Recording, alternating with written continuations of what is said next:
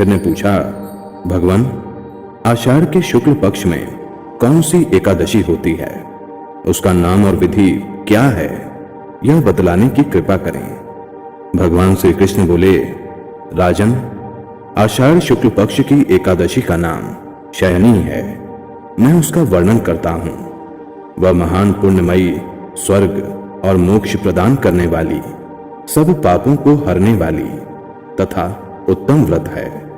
आषाढ़ शुक्ल पक्ष में शयनी एकादशी के दिन जिन्होंने कमल पुष्प से कमल लोचन भगवान विष्णु का पूजन तथा एकादशी का उत्तम व्रत किया है, उन्होंने तीनों लोकों और तीनों सनातन देवताओं का पूजन कर लिया।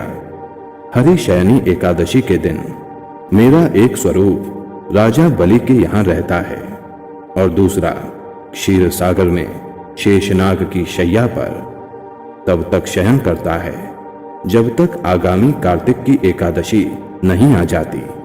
अतः आषाढ़ शुक्ल पक्ष की एकादशी से लेकर कार्तिक शुक्ल पक्ष एकादशी तक मनुष्य को भली भांति धर्म का आचरण करना चाहिए।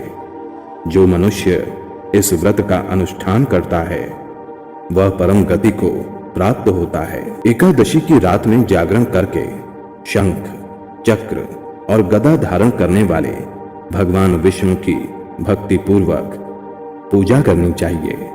ऐसा करने वाले पुरुष के पुण्य की गणना करने में चतुर्मुख ब्रह्मा जी भी असमर्थ हैं।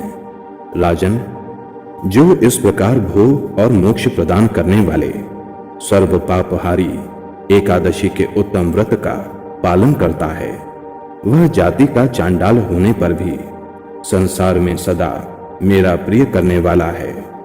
जो मनुष्य दीपदान, पलाश के पत्ते पर भोजन और व्रत करते हुए चौमासा व्यतीत करते हैं, वे मेरे प्रिय हैं। चौमासी में भगवान विष्णु सोए रहते हैं, इसीलिए मनुष्य को भूमि पर शयन करना चाहिए। सावन में साग, भादों में दही, क्वार में दूध और कार्तिक में दाल का त्याग कर देना चाहिए। जो चौमासे में ब्रह्मचर्य का पालन करता है वह परम गति को प्राप्त होता है। राजन, एकादशी के व्रत से ही मनुष्य सब पापों से मुक्त हो जाता है। अतः सदा इसका व्रत करना चाहिए, कभी भूलना नहीं चाहिए। शयनी और बोधनी के बीच में जो कृष्ण पक्ष की एकादशियां होती हैं, गृहस्थ के लिए वे ही व्रत रखने योग्य हैं। अन्य मासों की कृष्ण पक्षीय एकादशी गृहस्थ के रखने योग्य नहीं होती। शुक्ल पक्ष की सभी एकादशी करनी चाहिए।